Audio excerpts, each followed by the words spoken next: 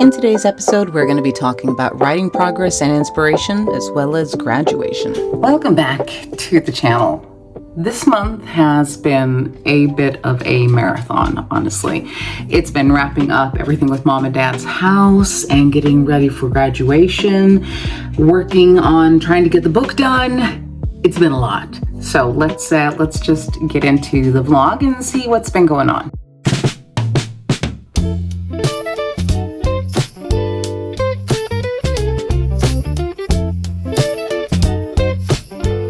Well, today's a good day, which is really nice. Not every day is one where I can get my butt on the bike and head outside. And those days when things are a little bit rough, I tend to try to do exercise inside. Get a little bit of a walk done. Might not be the most glamorous or most exciting kind of exercise in the world, but it works. You know, it's like I've got an okay loop around my kitchen and living room. So much fun that I can do if I'm having a medium to low energy day. If it's a low one, that's not happening. And I try to focus on maybe stretching a little bit and more the gentle kind of things, and like meditations and things like that. Fit On has a lot of those, which is really, really nice. I think I might do something like that later. It's been really nice to be able to bike again. However, I do find that I'm having a rough time with the steering. When I need fast turns and things like that, my wrists and my muscles are not where they should be. So the second time out that I've almost crashed into a bush or two. So I need to be a little bit careful. Could I possibly be biking in a little bit easier places? Maybe. But I love being out in nature like this. It just really, really fills me up. And I think it's part of my healing process. So it kind of serves two purposes for me. There's the healing of actually getting moving and all of that, and also clearing my mind for writing, which is so important, especially when you're in the middle of the final stretch of a project. And with the new project that's on the horizon, I kind of love that I live in Stockholm because it's perfect inspiration for dipping my toes back into fantasy.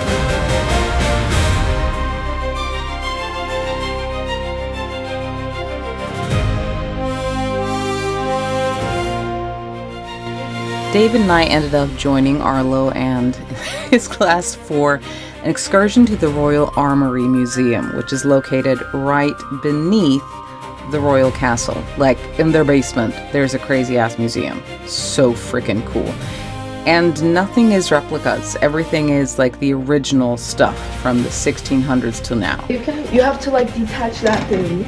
Oh. Yeah. Wait, yes! Open it! I feel like I'm gonna spring off. No, I'm holding it for you. Wow, this is so awesome. Get me out! Sorry. It's so awesome. Let me out! You know, oh no! It's like a little doll. It's so cute. What's with the face? It's this is weird. the princess's fashionable doll. Ooh. Like The horse. Does it have a name? Arlo, yeah. 400-year-old stuffed horse. Because I mean, like, if you really like your horse, would you not stuff it so that people could enjoy it 400 years later? Blinged out, man. But who is that? Oh my god, is that baby clothes?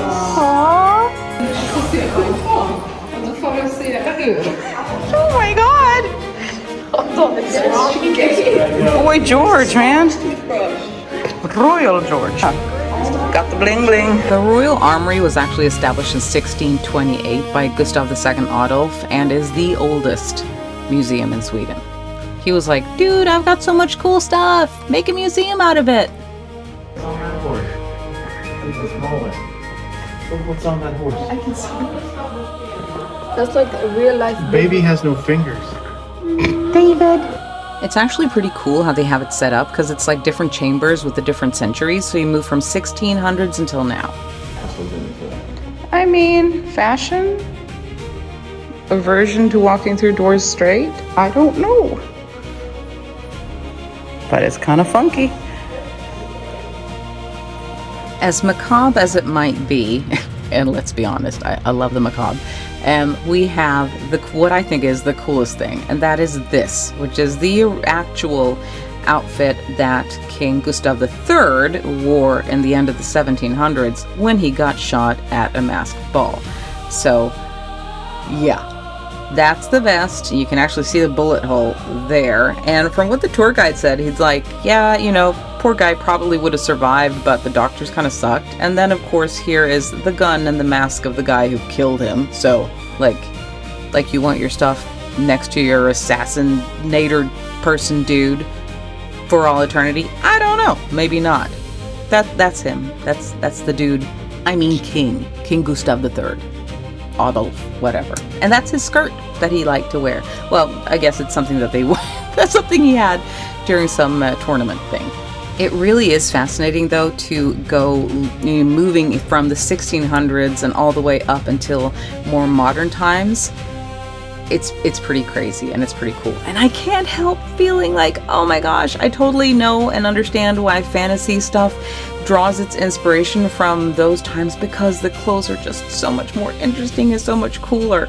I mean, the newer ones are cool too, but I love them. I love the old flashy stuff. That little blue outfit, apparently our king that we have now wore that. So freaking cute. Feels like museums are just more fun nowadays. Feeling royal? But you go up the armour. Och titta där, det måste... Oh my god. I think one of the main things is it just feels like things are so much more interactive than they were when I was young. Granted, the new series is going to be urban fantasy, but this is so fun. And when it comes to the magic world, I mean, please, I'll manage to get it in somewhere. Och det är lite jas där.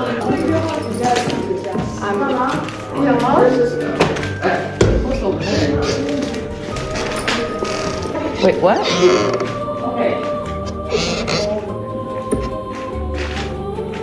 You see? You? I am all about this level of whimsy any which way, seriously. So other than the regular like royal collection stuff, they have rotating other like exhibitions that they have, and this one is hat couture, which I found really, really cool.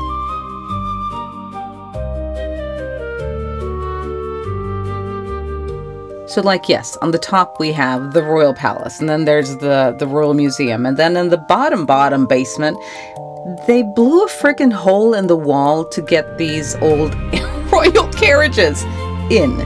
So these are actual carriages. I'm thinking we need something like this for Bluebird.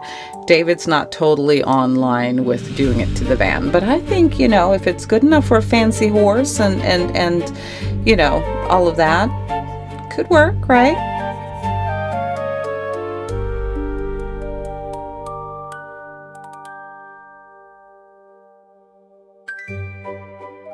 And there is no better way to wrap this outing up than to head to the sci-fi and fantasy bookstore in Old Town Stockholm. Definitely a must go to if you're bookish.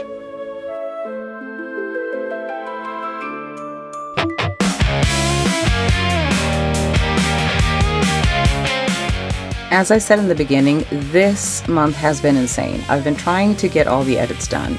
And also we've been preparing for the fact that our youngest is graduating, which is insane.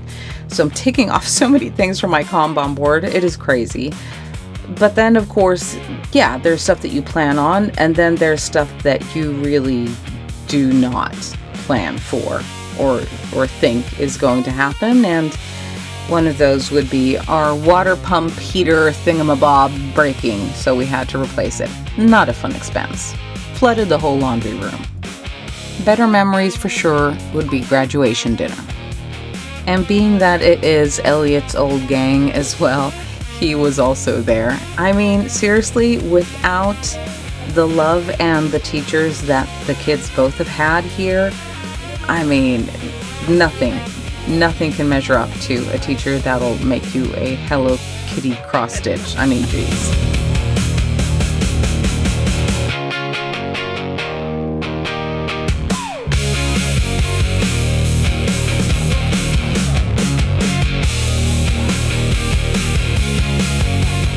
So we are officially done with this school year. The kids have graduated and are off to college next year. It is insane.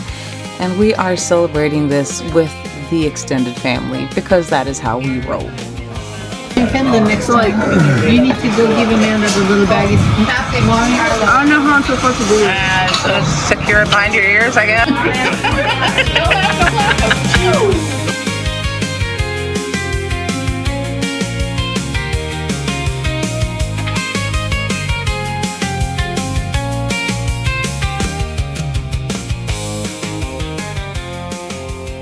I am almost ready with the final edits before I send this off to the beta readers, which is going to be so much fun. Been editing all day basically, and I need to rewrite the epilogue tomorrow. So that is what is on my agenda before I can send it out. Last night, I finally finished the epilogue. Everything is wrapped up, and I have sent book 3 out to the beta readers. So, A Hint of Death and Daisies, the final book of the Silveridge Murders trilogy, is going to be out in August, hopefully. And yeah, I'm so excited. I'm really happy with how it turned out, and I'm hoping that the beta readers love it as well. Fingers crossed. Coming up this weekend is Midsummer, which is going to be lovely. We're heading out to the cabin as per usual before we head off to Finland this summer. So it is going to be really great. This summer is going to be a little bit of a challenge because we've had some issues with the van, but I'll get into that more next week. I'll see you guys soon. Bye.